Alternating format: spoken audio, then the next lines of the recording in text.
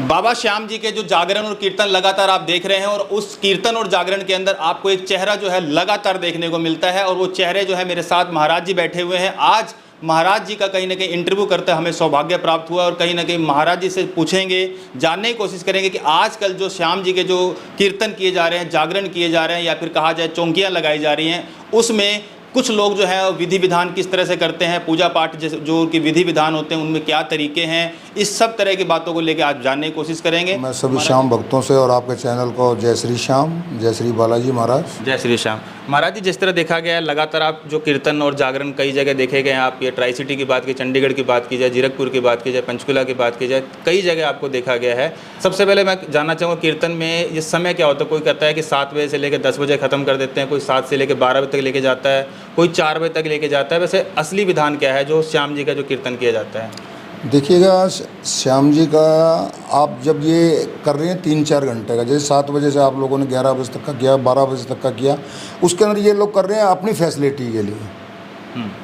अब 7 बजे करीब आप शुरू कर रहे हैं, 6:30 बजे शुरू कर रहे हैं, अब 7:30 बजे, 7:45 बजे जैसे अब संध्याकालीन की आरती का टाइम होता है, उस वक्त आरती की उपेक्षा आप मतलब उधर कार्रवाई कर रहे हैं। तो ये मतलब मैं तो नहीं मानता इन चीज़ को। बाकी सुमरन करने के लिए कोई टाइमिंग की होती ही नहीं कि भगवान का कभी भी सुमरन कीजिएगा आप लोग। और महाराज जी, कई बार देखा गया है कि कीर्तन का चाहे वो 11 बजे तक कीर्तन है या 10 बजे तक है, लेकिन आप भी वहाँ पर रहते हैं और वो कीर्तन जो है 11 बजे तक ही रहता है, तो आप वहाँ पर कह के उसको समापन भी कराते हैं, उसको क्या देखते हैं आप? क्योंकि कार्यक्रम तो होता है, उसमें होते भी हैं आप। जी, ये मैं आपकी बात से मतलब इत्तेफाक रखता हूँ और ये भी मैं सही है कि मेरे को बोलते हैं अभी महाराज जी आपको आना पड़ेगा, लेकिन मैं इस पक्ष में तो नहीं हूँ। लेकिन अब जो आयोजक कर रहा है कीर्तन, उसने एक मेरे प्रेम के लिए या बाबा श्याम के प्रति प्रेम के लिए उन्होंने मेरे को बुला लिया, तो मैं उनके मतलब मान को भी ठेस नहीं पहुँचा रहा। जैसा कर रहे हैं वो ठीक है। अगर वो ठीक कर रहे हैं तो क्या उनको मतलब क्या बोला जाना चाहिए कि कीर्तन कब होना चाहिए, समय क्या होना चाहिए, और क्या कोई समय देख के कीर्तन करना चाहिए? कीर्तन कभी भी कर लेते हैं कोई भी? नहीं, समय वैसे देखा जाए तो अब असल में ना ये लोगों को पता ही नहीं है। वैसे होता तो ये है कि सुधी के अंदर शुरू होना चाहिए कीर्तन, सुधी का, बदी का, मतलब कि लगभग आज ज़्यादा नहीं तो 75% 80% तो लोगों को यही पता नहीं है कि सुधी बदी क्या चीज़ है।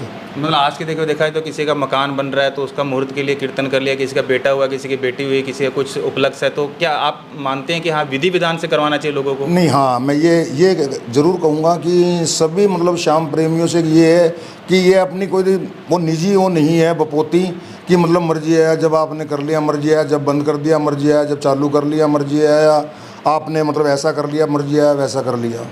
तो मतलब ऐसा नहीं होना चाहिए। देखिए, किसी देवी देवता का आप आह्वान करते हैं, आप बुलाते हैं, उनके जोत लेते हैं, उसका आह्वान करते हैं। बाबा श्याम को भी खाटू से आना पड़ता है आपको जहाँ बुला रहे हैं आप, लेकिन उसकी मर्यादा तो रखनी पड़ेगी ना आपको। यदि आप लोग मर्यादा भंग करोगे तो कैसे बात बनेगी? लेकिन आज किसी को बताना चाहें तो वो भी मतलब समझता नहीं है इस चीज़ को। वो बोला मेरे को ऊपर आदेश दिया जा रहा है, आदेश नहीं है ये उसका। ये कि ठीक है प्लस चल रहा है, लेकिन वो माइनस ज़्यादा होता है उसका। किसी भी देवी देवता का यदि आप अपमान कर रहे हैं, अब जैसे कि एक बार उन्होंने किसी संत ने भी बोला था, ये शायद चित्र विचित्र जी थे, उन्होंने भी ये बात बोला था कि लड्डू गोपाल को लिए मतलब लोग घूम रहे हैं, तो ये गलत है। अब भगवान को आप लेके घूम रहे हो, क्या आपको ऐसे अथॉरिटी पावर किसने दे दिया आपको? क्या मतलब उसको लेके घूम रहे हैं? ट्रेन में जा रहे हैं, हम तो बाबा को मेला घुमाने के लिए। अरे तू कौन घुमाएगा मेला? सांस तो देखिएगा, सांस जब हम उस बाबा श्याम के, बालाजी महाराज के प्रति या किसी भी देवी देवता के प्रति सांस वो अपने को दे रहा है, जीवन अपने हाथ में नहीं, मृत्यु अपने हाथ में नहीं, फिर अपन उसको क्या घुमाएंगे? फिर उसके बाद अपन बाट देखते हैं। अब मैं कई भक्तों को ये भी कहना चाहूँगा, कई ऐसे मतलब कि भक्त भी हैं, बड़े अच्छे भक्त हैं और श्याम प्रेम भी, मतलब कि वो ये कहते हैं कि हे बाबा श्याम मेरे को 10 लाख रुपए दे दे और 5 लाख रुपया मैं तेरे को चढ़ाऊँगा। क्यों बाबा का माथा खराब है क्या? माथा खराब है? 10 लाख रुपए उसके पास ही नहीं पड़ा है, 10 लाख रुपए वो तेरे को देगा और 5 लाख रुपए तू फिर चढ़ाएगा और उसके बाद तो ये दावेदारी करेगा कि मैंने 5 लाख रुपए बाबा के चढ़ाए। अच्छा महाराज जी, ये तो बात हुई, लेकिन साथ साथ में ये भी कहा जाता है कि हारे का सहारा कहा जाता है बाबा श्याम जी को। पहले के मुकाबले आज की अगर भीड़ की बात की जाए, मंदिर को भी दोबारा से रिकंस्ट्रक्ट करना पड़ा, मंदिर बनाना पड़ा, और अब सुनने में आ रहा है कि एक मंदिर और बनाया जा रहा है जो कहीं आसपास ही बनाया जा रहा है श्याम जी का मंदिर, और जो लोगों का तांता है वो बढ़ता जा रहा है, दिन प्रतिदिन बढ़ता जा रहा है। लोगों के जो भाव जो है वो बढ़ रहे हैं। क्या लोगों की मन्नतें पूरी हो रही हैं? किस तरह से लोग मन्नत करते हैं और क्या हारे का सहारा का असली बात क्या कहा जाता है? नहीं, इसके अंदर ये है कि जैसे कि बाबा की भीड़ बढ़ रही है, ये आपने जो क्वेश्चन किया है मेरे से, तो उसके अंदर तो ये कि ये तो स्वाभाविक है कि बढ़नी है और बढ़ेगी। अभी तो कुछ भी नहीं बढ़ी है भैया भीड़। इसके अंदर ये रुपए का यदि हम 100वां हिस्सा भी लगाएं तो ये 100वां भी नहीं है, क्योंकि इसको कलयुग का ही वरदान है। ज्यों ज्यों कलयुग का प्रकोप बढ़ेगा त्यों तो इसकी मान्यता बढ़ेगी। महाराज जी, एक बात और भी कही जाती है कि कलयुग में इनको वरदान मिला हुआ है कि जो भी इस धरती पर पैदा हुआ है उसको एक बार जाकर खाटू में मत्था टेकना ही पड़ेगा, उनकी धरती पे जाना ही पड़ेगा, उनके पास जाना ही पड़ेगा। क्या इस वरदान में कितनी सच्चाई है? क्या ये वरदान मिला है? देखिएगा, इस बारे में तो मैं कोई आपको ज़्यादा नहीं बता सकता, क्योंकि ऐसी मेरे पास कोई रूपरेखा नहीं है और नहीं मैंने अपने लगातार महाभारत में लगातार उसमें कथाओं में देखा गया है। सुनिए मेरी बात आप, इसके अंदर ना मैंने कभी बड़ों से सुना कि सबको जाना पड़ेगा। पहली बात, जाएगा वो।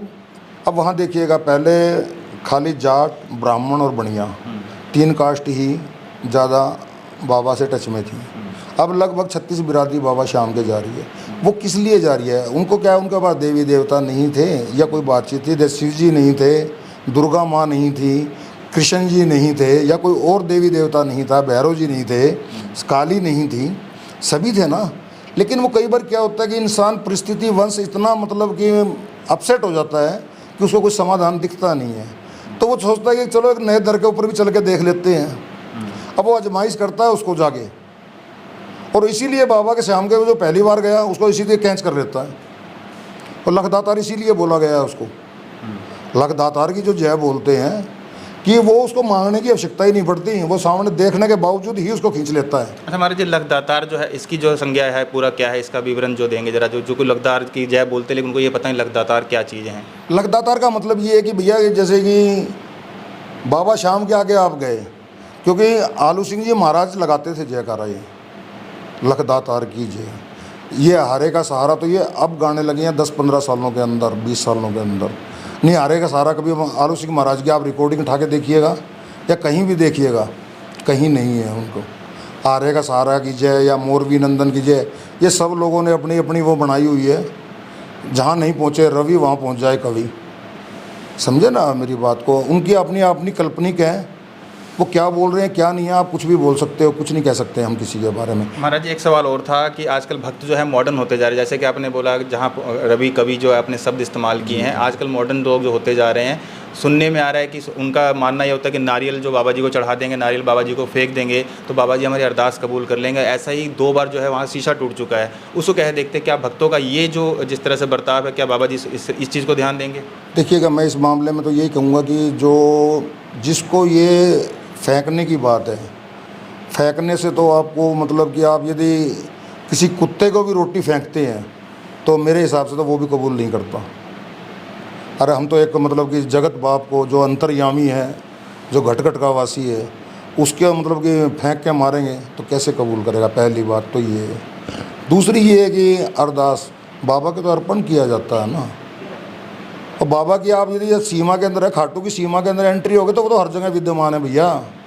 कहाँ नहीं है? आप जहाँ रहते हैं वहाँ नहीं है वहाँ बाबा श्याम। आप जिस मंदिर के अंदर जा रहे हैं, आपके स्थान के ऊपर जहाँ के भी आप हैं, चंडीगढ़ के ले लो, हैदराबाद के ले लो, बॉम्बे के ले लो, बेंगलोर के ले लो, वहाँ बाबा नहीं है। कहाँ नहीं है मेरे को ये तो बताओ आप। बाबा तो हर जगह ना, लेकिन खाटू ही क्यों जाते हैं? अब जब खाटू की सरहद के अंदर हम पहुँच गए तो हर जगह बाबा है। वहाँ तो खाटू की रेत की कण कण के अंदर बाबा है, कहाँ नहीं है? तो वहाँ फेंकने से ज़्यादा मतलब वो होगा क्या? तो मैं ये फेंकने के, लेकिन इसके अंदर ये है कि जो ये स्टेज के ऊपर जो स्पीच दी जाती है कई बार, तो मैं इसके खिलाफ हूँ कि मैं उनको भी ये कहूँगा कि सभी को कि मतलब बाबा के बारे में थोड़ा सा जानकारी लेके की जाए तो ज़्यादा बेटर रहेगा। महाराज जी, एक सवाल और कि जो सेल्फ़ी कहते हैं कि हाँ, जिस तरह से अभी एक मंदिर है वहाँ पे भी सेल्फ़ी लेने को मना कर दिया गया, और जब मंदिर जाते हैं लगातार भीड़ ज़्यादा होती है तो वहाँ पर जो लोग फ़ोटो खींच लेते हैं या फिर कहा जाए निकलते समय लाइव टेलीकास्ट करते हैं या फिर लाइव चलाते हैं, उनके सबके भाव होते हैं। लेकिन ऐसा कहीं ना कहीं देखा तो भेदभाव वाला सिस्टम नज़र आता है कि जो वहाँ के जो लगातार फ़ोटोएँ आती हैं, लगातार वहाँ के जो पंडित लोग हैं या फिर और भी लोग हैं जो वहाँ फ़ोटो खींचते हैं, या फिर जो और जो VIP लोग हैं, लेकिन वहाँ पे आम लोगों को फ़ोटो खींचने के लिए मना किया जाता है। इसको क्या देखते हैं, क्या सबके लिए एक नियम नहीं होने चाहिए? नहीं, ये बात मैं सहमत हूँ आपकी बात से। तो कई लोगों के फ़ोन छीने जाते हैं वहाँ पे। लेकिन उसके अंदर ये है कि अब उन्होंने क्या है कि वो वहाँ कंटिन्यू सेवा में रहते हैं। अब जो गार्ड खड़े किए हुए हैं उन्होंने, जो मतलब होम गार्ड खड़े हैं या जो उनको सिक्योरिटी गार्ड खड़े हैं, बाउंसर खड़े किए हुए हैं, वो उनके निजी पेड बंदे हैं।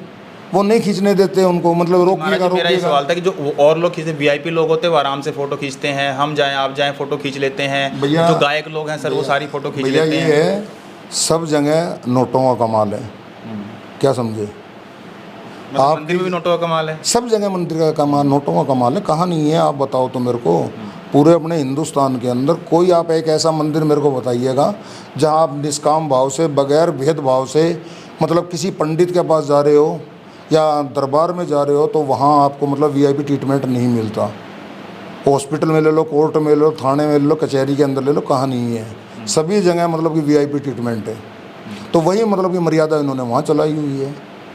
कोई सा मंदिर आप मेरे को आप आप इसको बताइए। गलत मानते हैं कि नहीं मानते? नहीं, बिल्कुल मानता हूँ मैं, गलती है कि वीआईपी देखिए सभी के लिए मतलब एक होना चाहिए। महाराज जी, मेरा अगला सवाल था कि जब आप जागरण में या कीर्तन में कहीं पर भी आते हैं, एक समय ऐसा आता है जिस समय के अंदर आपकी बाबा जी से बातचीत शुरू हो जाती है और वो साक्ष जो होता है, जोत होती है जहाँ पर बाबा जी का स्थान ग्रहण कर लेते हैं बाबा जी, और उस टाइम आप अपने अलग रूप में होते हैं और मारवाड़ी भजन गाते हैं। कुछ वो भजन जो है वो किस तरह के होते हैं और क्या मतलब आपकी आंखें भी आंखें भर जाती हैं, ऐसा क्या माहौल बनता है सर? वो ये है कि देखो, उसको बाबा का तो मैं गुणगान नहीं कर सकता, नहीं कर सकता।